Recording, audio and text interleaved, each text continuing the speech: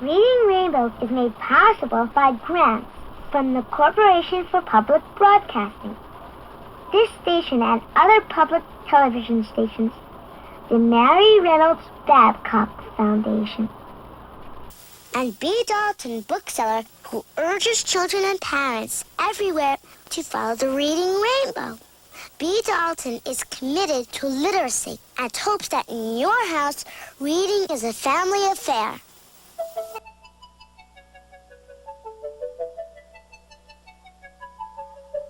Butterfly in the sky, I can go twice as high. Take a look, it's in a book, a reading rainbow. I can go anywhere, friends to know and ways to grow, a reading rainbow. I can be anything. Take a look, it's in a book, a reading rainbow. A reading rainbow. A reading rainbow.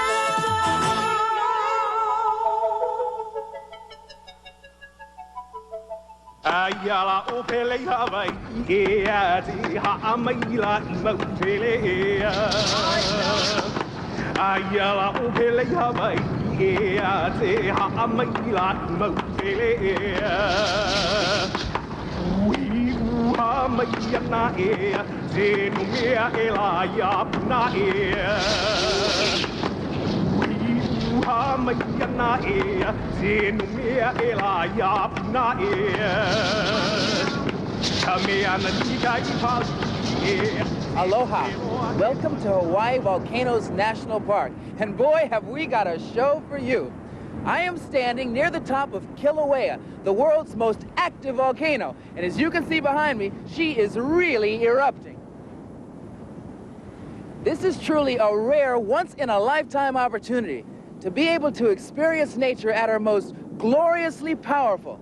To give you an idea of the size of this thing, I'm standing about a half a mile away from that fountain, and it's spewing molten lava roughly 1,100 feet in the air. That's twice as tall as any skyscraper you've ever seen. I personally have never seen anything like it. It's just incredible.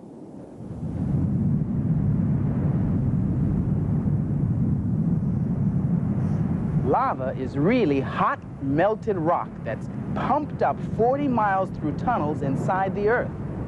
Those tunnels lie beneath volcanoes like this one. Sometimes flaming red rivers sweep through forests and fields, smothering them under a blanket of blistering ooze.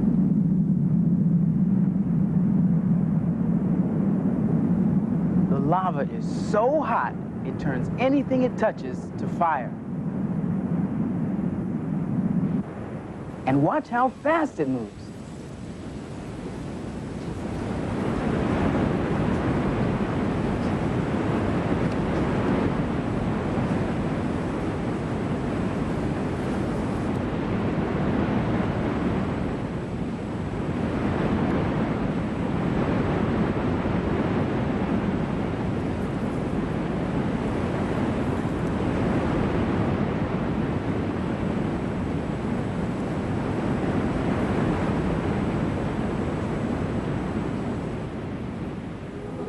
No matter where you go in Hawaii, you're walking on a volcano. That's because the Hawaiian Islands are really the tips of giant volcanoes sticking up in the middle of the sea.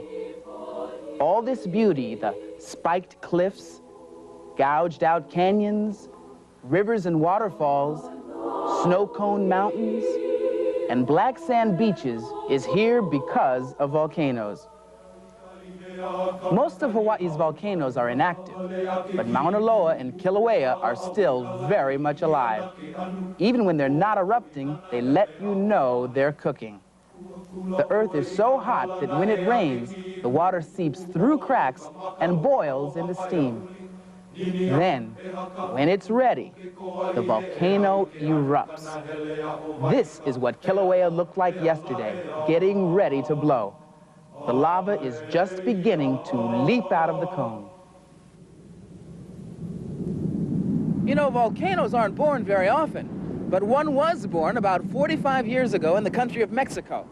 And that's what this true story, Hill of Fire, is all about.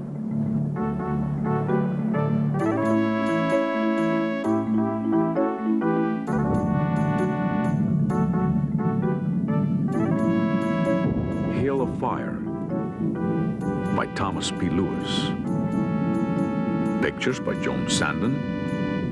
Read by Fernando Escandon.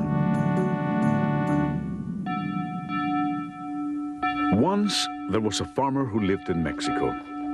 He lived in a little village, in a house which had only one room. The farmer was not happy. Nothing ever happens, he said. The people in the village thought the farmer was foolish. We have everything we need, they said.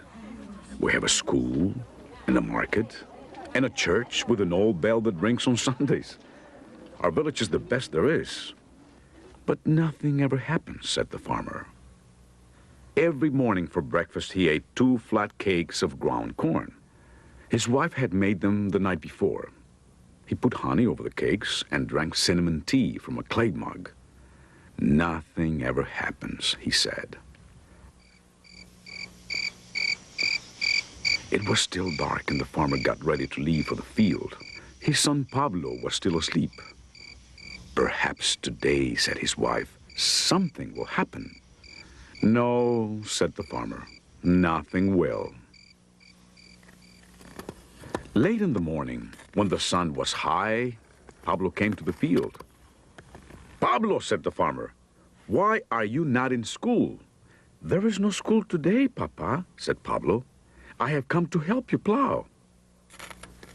Pablo helped the farmer plow the field. The ox pulled, and the plow turned up the soil. Suddenly, the plow stopped. The farmer and his son pushed, and the ox pulled, but the plow did not move. It sank into the earth. It went down, down, down into a little hole. The little hole became a bigger hole. There was a noise deep under the ground, as if something big had growled. The farmer looked. Pablo looked. The ox turned its head. White smoke came from the hole in the ground. Run, said the farmer, run! There was a loud crack, and the earth opened wide. The farmer ran. Pablo ran, and the ox ran too. The farmer ran all the way to the village. He ran inside the church and rang the old bell. The other farmers came from their fields. People came out of their houses. Look, said the farmer, look there. That night, no one slept.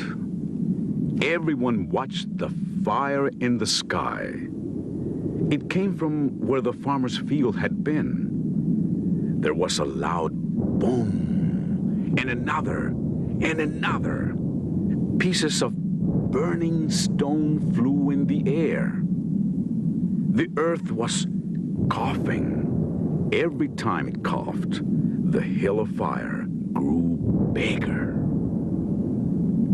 In a few days, the hill was as big as a mountain. And every few minutes, there was a loud boom. Squirrels and rabbits ran and birds flew away from the fire. People led their burros and their oxen to safety. Some of the people went close to the steaming lava. They carried big crosses. They prayed for the fire to stop. When the booming stopped and the fires grew smaller, the farmer's house was gone. The school was gone. The market was gone. Half the village was gone. One day, some men in uniform came in cars and trucks. So you are the one with the plow that opened up the earth, they said to the farmer. They laughed. You're lucky to be alive, amigo. The soldiers looked at the village. Everyone must go, the captain said. It is not safe to live here any longer. The farmer and his wife and Pablo and all the people of the village went with the soldiers. The farmer found a new house. It was not far from the old one, but it was safe from El Monstruo, which means the monster. That is the name the people gave to the great volcano. The people made a new village, then made a new school and a new market. They had a great fiesta because now they were safe.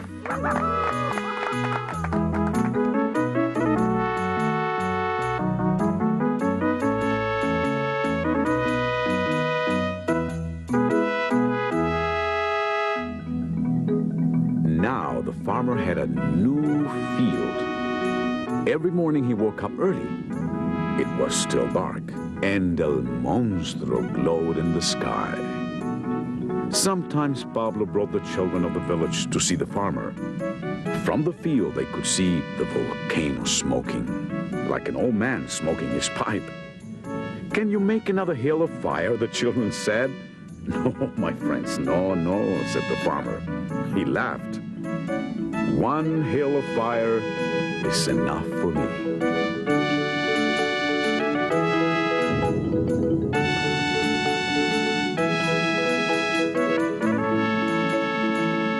In Hill of Fire, the town was buried by volcanic rock. Here on Kilauea, this forest was demolished by lava. If you'd been here about a year ago, you might have climbed this tree. But when Kilauea erupted, hot lava flooded through and wrapped around these trees. The bottom halves burned up, causing these holes that you see here, and the top branches fell over and died. They call them lava trees. The lava flow was so powerful that it destroyed almost an entire forest. And over there are the lucky trees that were spared.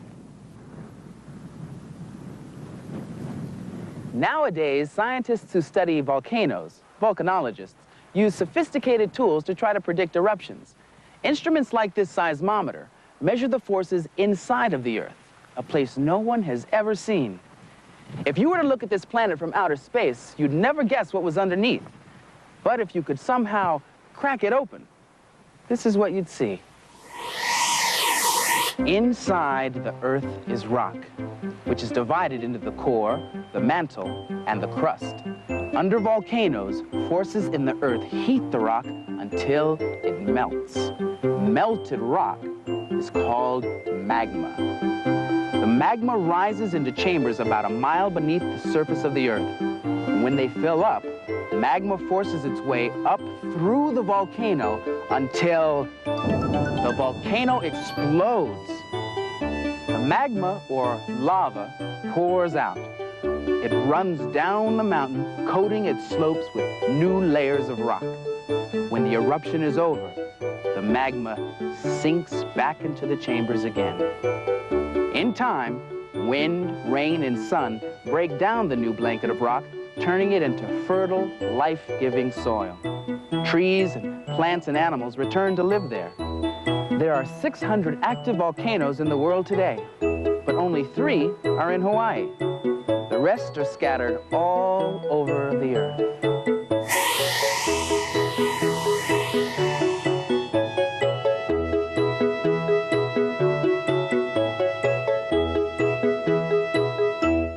It's unbelievable how much lava can gush from one volcano. And look at this. It's only just one little spill. There are 2 kinds of lava, A'a and Pahoehoe. This is Pahoehoe, the smoother of the 2. It dries in wrinkles and curvy snake-like formations that looks like rope. Some Pahoehoe flows have toes, flat, round projections that tiptoe ahead of the rest of the pack. A'a lava is rough and rubbly, much chunkier than Pahoehoe, and it's full of jagged, spiky fragments called clinkers. A'a is sharp enough to scratch your hand or cut up the bottoms of a new pair of boots. And just listen to how it sounds.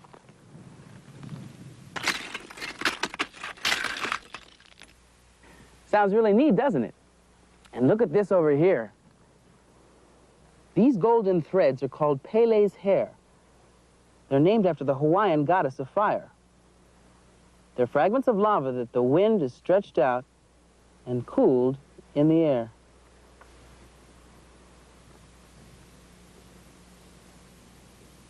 This lava traveled miles and miles from the volcano's crater. You can actually see where the rivers of lava poured over that cliff and snaked right down through here. You know, when you look at lava closely, you can see that it glistens. It's really beautiful. It's full of colors and shapes, textures. Look at these pieces. You see how shiny that is on the surface? Smooth to the touch. But then when you turn it over on its side, you see that? All those little holes in there? It's a lot rougher. It's almost like sandpaper or your cat's tongue. And look at all these colors. This one's got gold and blue in it. It's really beautiful. No two pieces are alike. And ooh, here's one here. This one's got some red, almost purple. And you know, lava isn't only what you see on the surface. Take a look at this. These are called lava drips. And they happen when the outside gets cooled and hard, but the inside is still hot and dripping. Neat, huh? Kind of looks like sculpture. You know, for hundreds of years, artists have been influenced by this natural work of art. And Chu Leong, who lives here on Kilauea Summit, uses the volcano as inspiration for his own special kind of art.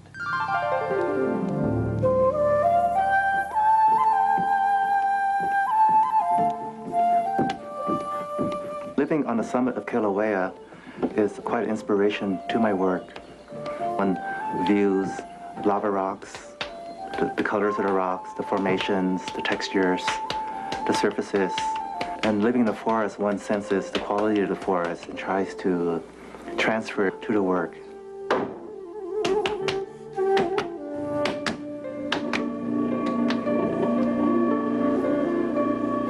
The clay feels very wonderful.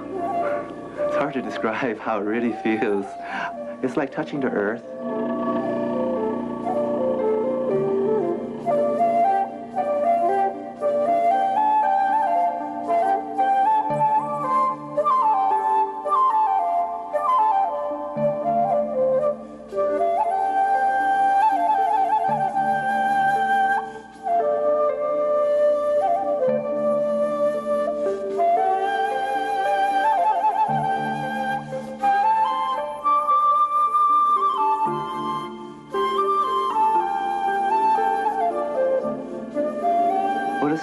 Series that I'm working on is a series to me symbolizing the volcano, living so closely to the volcano and creating a vessel from earth to depict the feeling of the volcano.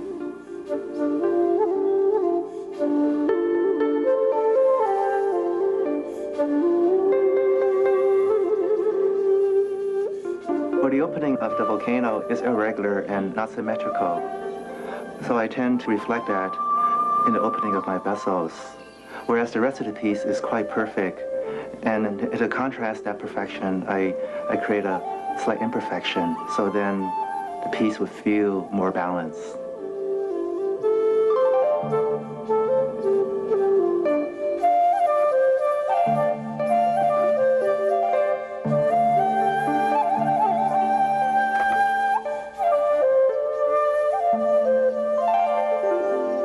The piece is done when it feels right and looks right.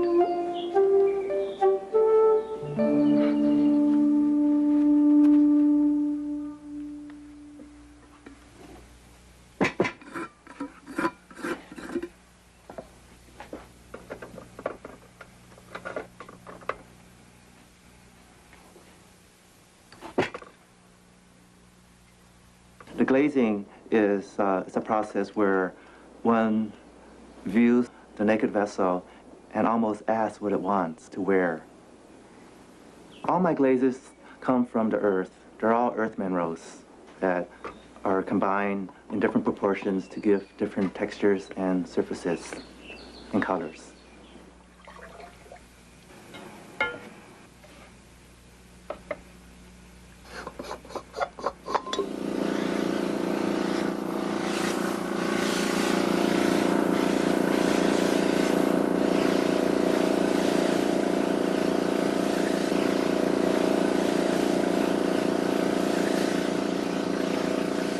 The kiln basically fires the vessel. It creates a temperature hot enough to melt the glaze. This particular process that I'm using is called a raku process, and it takes 3 hours to fire.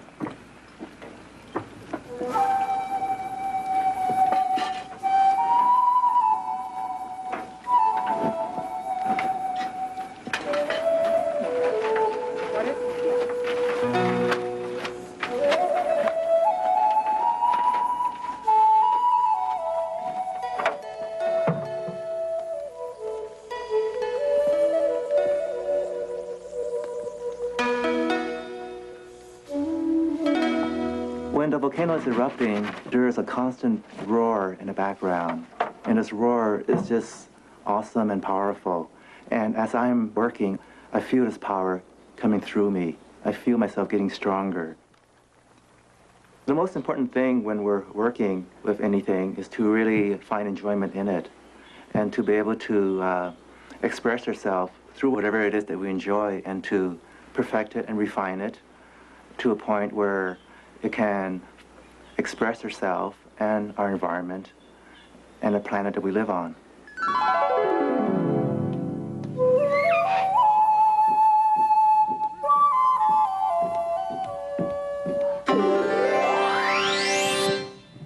The hill of fire that inspires Chu Leong is the volcano Kilauea. But if the hill of fire that inspires you is this book, then here are some others that you might find hot. But you don't have to take my word for it. Hi, I'm Saparnadetta, and I'm here to talk about a book which has your favorite imaginary creatures, dragons. It's called Emma's Dragon Hunt, and it's written by Catherine Stock. This story is about a little girl named Emma and her grandfather Wang, who came from China. Grandfather Wang talked about dragons, and Emma got interested. So her grandfather decided to take her on a dragon hunt. When a thunderstorm came, Grandfather said it was the dragons clawing up all the clouds. And when a solar eclipse came, Grandfather said it was the dragon swallowing the sun and then spitting it out again. I think you should read this book because it has delightful pictures and the story is really neat. I recommend it to anyone who likes to use their imagination. Hi, my name's Leah McAllister, and if you like nature, you'll really love these science flip books by Ed Emberley. They really make still pictures come to life.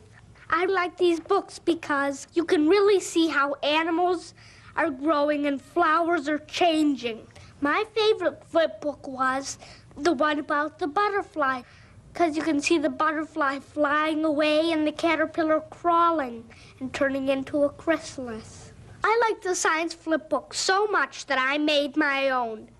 It's about a rose that starts from a little plant and then gets a bud, then gets a blue dot in the middle, and then grows up to be a big rose. I think that you should really go out and get these flip books because they make you feel that you're right there in nature. Are you a big poetry fan? Well, this book, The Tamarindo Puppy, is full of funny and kooky poems. It is written in 2 languages, Spanish and English, all at the same time. My favorite thing about this book was the funny characters in these poems. For example, I liked the animals in the poem Firehouse. What I really liked about this book is that I learned some new Spanish words. Mariposa means butterfly, and gato gordo means fat cat. The pictures in the book are funny and colorful, especially the castle in the clouds. I'm Roseanne Garassi, and take it from me, this book is full of great poems. Here's one for you called Nada. Nada is nothing, nothing at all. If you trip on a nada, you'll never fall. I'm standing with Christina Hilliker, and she's a geologist here at Hawaii Volcanoes National Park.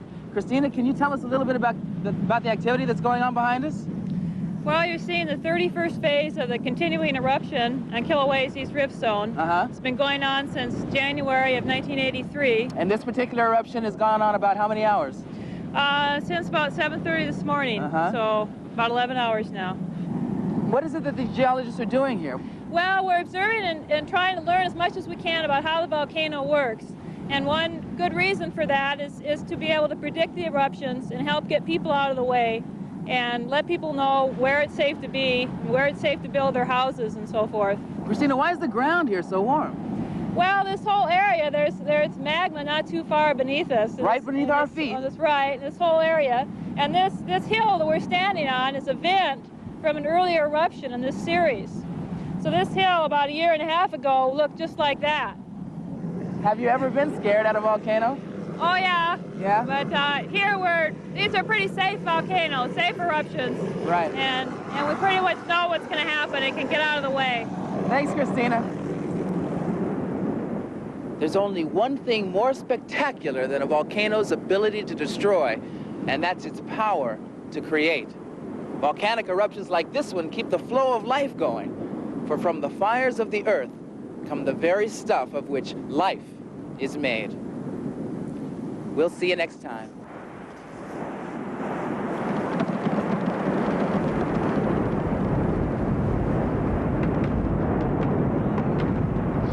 Ayala upele Hawaii, ati ha'amaila imautelea. Ayala upele Hawaii, ati ha'amaila imautelea. Ui uha maiana ea, zenu mea ela ya puna ea.